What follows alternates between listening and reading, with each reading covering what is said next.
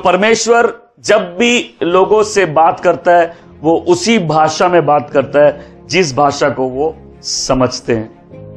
आमीन।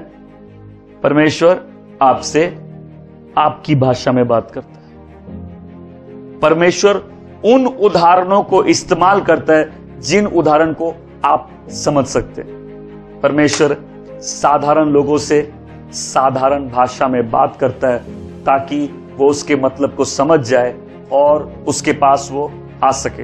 देखिए, मुझे नहीं लगता कि मैं प्रभु में ऐसे ही आ गया। मुझे मालूम है उस दिन को परमेश्वर ने चुन के रखा था।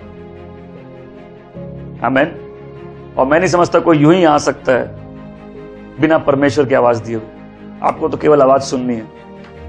और प्रभु जब बुलाता है वो नाम ले लेके बुलाता है।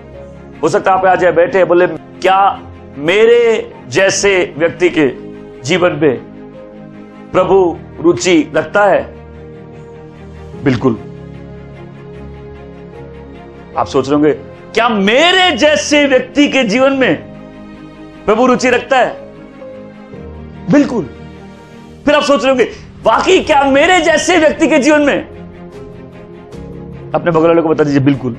बता दो, तुम इतना नहीं गिरे कि उसके हाथ तुमको उठा ना सके। तुम इतने पापी नहीं हो गए कि उसका लहू धोकर साफ ना कर सके। तुम इतने दूर नहीं चले गए कि वो तुमको खींच कर ना ला सके। तुम इतने बीमार नहीं हो गए कि वो तुमको चंगा ना कर सके। यीशु तो निकला ही है खोजने उनको जो खो गए हैं। यीशु मसीह कोई अमेरिकन नहीं थे। यीशु मसीह एशिया के थे। यीशु मसीह एक यहूदी थे, क्योंकि यहूदियों को ही परमेश्वर ने वादा किया था, मैं एक मसीहा भेजूंगा। लेकिन यीशु मसीह संसार में है सारे लोगों के लिए। आमीन। आज आप भी इतना दूर नहीं गए कि प्रभु आपको खींच के ला नहीं सके। आपकी लाइफ इतनी बर्बाद नहीं हुई कि प्रभु उसको ठीक नहीं कर सके। आप इतना पापी नहीं हुए कि उसका लहू धोकर साफ ना कर सके। प्रभु ने कहा, मांगो और खोजो और खटखटाओ और। बोला, अगर तुमको मालूम होता तुम मांगते। अगर एक विश्वासी को मालूम चलता कि पवित्र आत्मा का क्या महत्व है, वो मांगता।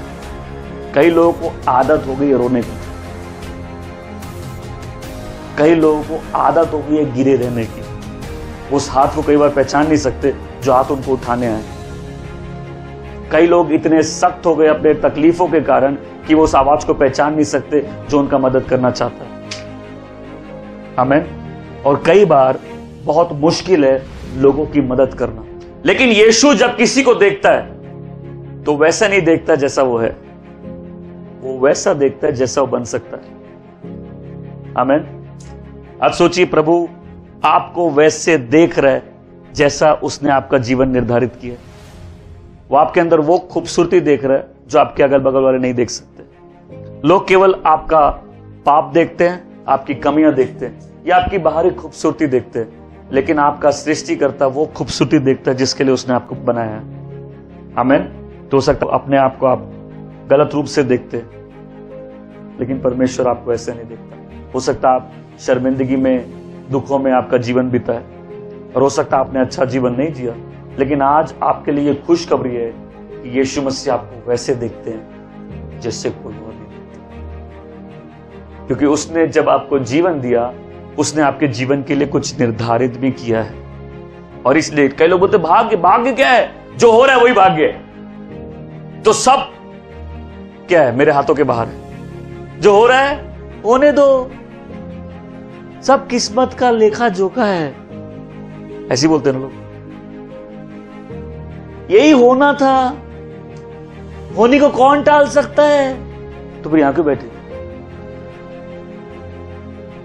ऐसे लोग बोलते हैं ना। मतलब हम खुद बोलते हैं कि इसको तो कोई बदल नहीं सकता, यही तो भाग्य है। नहीं, भाग्य वो है जो परमेश्वर ने निर्धारित किया है। जिसको उस भाग्य को पूरा करना है, सबसे पहले उसकी आवाज सुननी पड़ेगी जिसने आपको बनाया है। अपने आप को उसकी आंखों से देखना पड़ेगा जिसने हमको बनाया है, क्योंकि वो जब देखता है वो अलग रूप से देखता है। आप परमेश्वर की आराधना तब तक नहीं कर सकते जब तक आपको नया जीवन ना मिले। आप गाने गा सकते हैं लेकिन आप आराधना नहीं कर सकते, क्योंकि जो उसके पास आता है उसको वैसे ही आना होगा जैसे प्रभु चाहता है कि वो आए। कोई अपने पाप में पड़ के यदि जीवन जी रहा है तो आपको क्या मालूम सच्चा परमेश्वर कौन है? आपको क्या मालूम उसने कौन सा बलिदान मांगा है? आपको क्या मालूम उसने कौन सी आराधना मांगी है? प्रभु कहता है यहां नहीं और वहां भी नहीं, यहां से आराधना होनी चाहिए। आमीन। यीशु जिस पानी की बात कर रहे थे, कह रहे थे कि यदि तुमको मालूम होता तो तुम में खुद परमेश्वर का आत्मा होता, तुम खुद एक मंदिर बन जाते और तुम्हारे अंदर से आराधना चालू हो जाती। वो कहती है जब मसीहा आएगा हमें सब बता देगा। यीशु कहते हैं वो मैं ही हूं। और सोच के देखिए, एक आम समरी पापी औरत के जीवन में उस दिन उसको नहीं मालूम था कि खुद सच्चा परमेश्वर चल के उसके पास आएगा, ये बताने के लिए कि जिसको तुम कहीं ना कहीं खोज रहे हो वो मैं ही। और उस औरत ने अपना घड़ा वहां छोड़ दिया। आमीन। वो घर से निकली थी, उस घड़े को लेकर वो उस कुएं तक आई थी। उस कुएं में कुआं बैठा था, उसने पानी भरा, लेकिन किसी ने कहा मुझे वो पानी दे दो। बोली तू मुझसे बात करता है? बोली यदि तुझे मालूम होता तो तू मांगती और मैं तुझे देता। वो मैं हूं। आमीन। कई लोग अपने आप को धर्म के पिंजरे में बंद कर देते, लेकिन अंदर से कुछ नहीं बदलता। हम फिर भी प्यासे रहते हैं, हम फिर भी दोष में घूमते हैं। फिर दूसरे प्रकार के लोग हैं जो इतना घमंड करते अपनी अच्छाई पे कि वो परमेश्वर से लेकिन बहुत दूर होते हैं। उनका सारा विश्वास अपने ऊपर होता है। लेकिन एक तीसरे किस्म के लोग होते हैं जो एक आवाज सुन लेते हैं। ये आवाज कहती वो मैं ही हूं। अगर तुमको मालूम होता तो तुम मांगते।